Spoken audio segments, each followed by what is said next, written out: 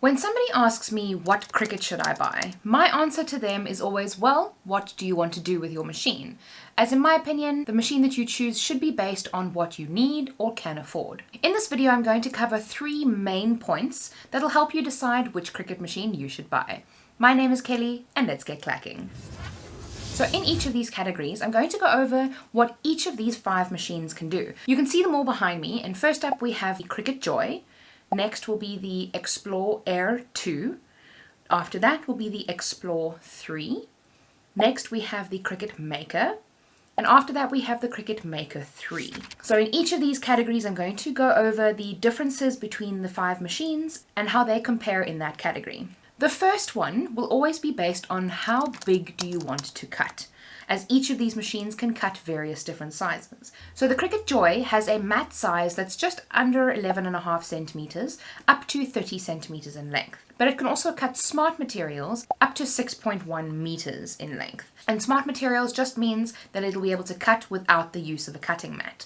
Next up we have the Explore Air 2. The cut size of the Explore Air 2 will be able to use your standard 12 by 12 cutting mat or 30 centimeter by 30 centimeter cutting mat, also a 12 by 24 cutting mat or a 30 by roughly 60 centimeters. The Explore 3 can cut the same size as the Explore Air 2, but it can also cut smart materials up to 3.66 meters in length. Next up we have the Cricut Maker.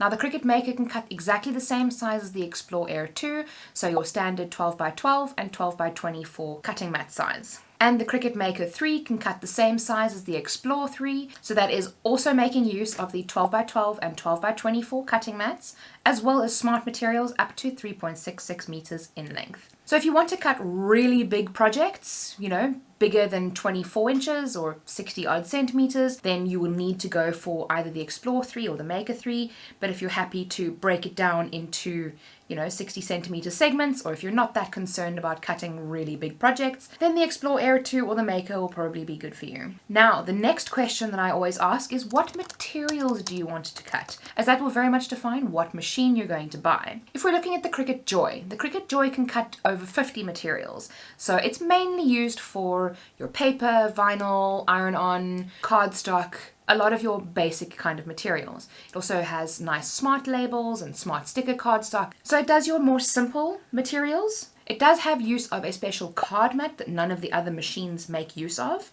And that will allow you to slip the card underneath one of the layers and just cut the top layer, which is super useful. The Explore Air 2 and the Explore 3 can cut everything the Joy can cut and then quite a few more things. So it can cut 100 plus materials. And I will leave a link in the description for you to be able to check out all of the materials that these machines can cut. If you are looking at the Maker range, now this is the Maker and the Maker 3, they can cut obviously everything that the Joy and the Explore can cut, and then still another 200 additional materials. So the Maker range can cut 300 plus materials. And we're looking at things like leather, balsa wood, basswood, heavy chipboard, matte board, wood veneers, and there are so many more things that the Cricut Maker can cut.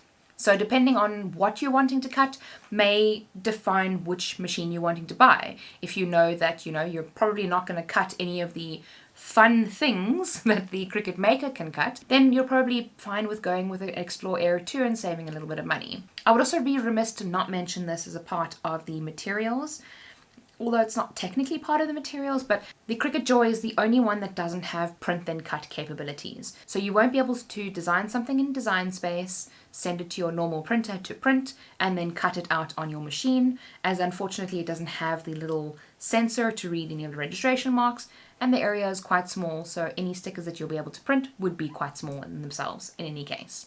As part of the materials, I'm also going to talk about tools, as there are so many different tools that the machines can use, and they're all a little bit different in some way. So we first off have the Cricut Joy. Now the Cricut Joy will make use of its own set of tools. Because the little tool holder itself is quite a bit smaller than the other ones, you won't be able to use the blade that you get in your Cricut Maker in your Cricut Joy as an example, as the Joy is a much smaller blade, so you'll need to have a separate blade for that. So the tools that the Cricut Joy can use are, they have their own pens, They have quite a big range of different pens that they can use. Obviously the fine point blade. There is also a Joy specific foil tool that you'll be able to use. And like I mentioned, all three of those products you will have to buy specifically for the Cricut Joy, and you won't be able to use them in your other machine. And all of the tools that you buy for your other machines, your Explore or the Maker range, are not compatible with the Cricut Joy. With the Cricut Explore Air 2 and Explore 3, you can also use pens, your fine point blade, a foiling tip, as well as the scoring tool, a deep cut blade, and a bonded fabric blade. Now all of these devices you can use in both your Explore Air 2, Explore 3, Maker, and Maker 3. So if you have an Explore and a Maker, all of those tools are completely interchangeable between the two. Now, when it comes to the Maker and the Maker 3, you have a few more tools that you can add onto that. So, like I mentioned, you can use all of the same tools that I've just spoken about for the Explore range, but you also have a few fun extras. The first one that we're going to talk about is the rotary blade, and that's mostly used to cut fabric. Then we have the knife blade, which is used to cut your much heavier materials. So think of your heavy chipboard, your basswood, your balsa wood, your wood veneer, those kinds of things. Then we have your quick swap housing. Now the quick swap housing is a tool that has a lot of versatility. It has a little button at the top that you can press, and the little tool at the bottom pops off. And then you can put many different tips onto the bottom. So what's really nice about this one is you only actually have to buy one quick swap housing, and you can buy multiple different tips for that housing. So it makes it nice and cost effective that you don't have to buy a new blade each time. So the blades that you can have for the quick swap housing are the wavy blade, the engraving tip, the single scoring wheel, double scoring wheel, the perforation blade, and my personal favorite, the debossing tool. The last tool that they have available for the Cricut machines so far is the roll holder. And now this one is only compatible with the Explore 3 and the Maker 3 because they obviously make use of smart materials. So that's cutting, like I mentioned with the Joy, it's cutting without a mat. But these are much bigger and much longer materials as well. So it's something that you can just hook onto your machine, put the roll in, feed it in, and have it not rolling all over your desk like mine every time I cut. And it's a super useful tool. Now we get on to the ka-ching, the money. This will probably be a deciding factor for a lot of you, depending on what your budget is. I personally like to recommend to try and stretch your budget as far as it can go, or try to save up for as long as you possibly can before buying your machine, because it's going to take quite a while for you to start from scratch to buy another machine if you realize that you've now spent your money on the Explore Air 2, but you actually wanted the Maker as an example. It's going to take you twice as long to save up again for the Maker, as opposed to just waiting a little bit longer and getting the Maker. Or being okay with that and, using your Explore Air 2 to sell some things and then save up for your Maker a little bit faster. At the bottom of the price bracket, we have your Cricut Joy. Now the Cricut Joy retails for around 3,000 Rand in South Africa or $180 in the US. Next up, in the price bracket, we have the Cricut Explore Air 2. Now that retails for around 5,000 Rand in South Africa or $250 in the US. The Explore 3 retails for around 7,000 Rand in South Africa or $300 in the US. Next up, we have the Cricut Maker, which retails also for around 7,000 Rand in South Africa and $350 in the US.